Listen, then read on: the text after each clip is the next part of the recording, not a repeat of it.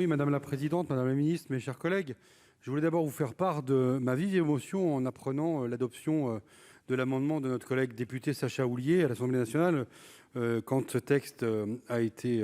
débattu.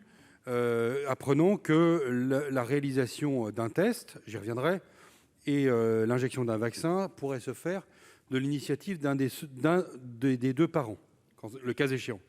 Donc mon amendement est un peu différent des amendements qui vous ont été proposés, puisqu'il se propose de distinguer le test d'une part du vaccin d'autre part, le test étant un acte je pense notamment aux enfants vivant dans des familles recomposées ou des familles de parents séparés. Pour pouvoir aller au cinéma, il faut que le parent qui est à la garde de l'enfant puisse faire un test avant, par exemple, d'aller assister à une séance. Donc là-dessus, je trouve que c'est un acte qui est tout à fait admissible. Par contre, pour l'administration d'un vaccin qui de surcroît n'est pas inscrit à la liste des vaccins obligatoires, je considère que l'accord des deux parents est nécessaire. Et j'attire votre attention sur les différents cas de figure des familles où il y a deux titulaires de l'autorité parentale, c'est-à-dire les familles les familles avec deux parents divorcés, deux parents séparés ou même deux parents mariés qui peuvent avoir une divergence de vue sur cette chose-là. Et le débat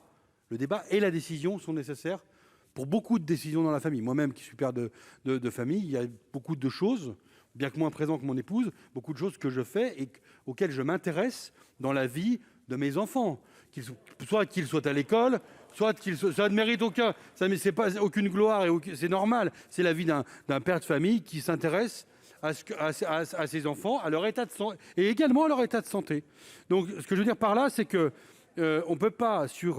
dans la période que nous vivons, avec le débat national, on voit bien la longueur des débats ce soir, et on voit bien la nécessité que ce débat ait lieu. Moi, je crois que c'est important de rétablir une forme d'équilibre, de débat et de décision qui soit équilibrée entre les deux parents et qui implique, le cas échéant, les deux titulaires de l'autorité parentale pour l'administration du vaccin contre la Covid.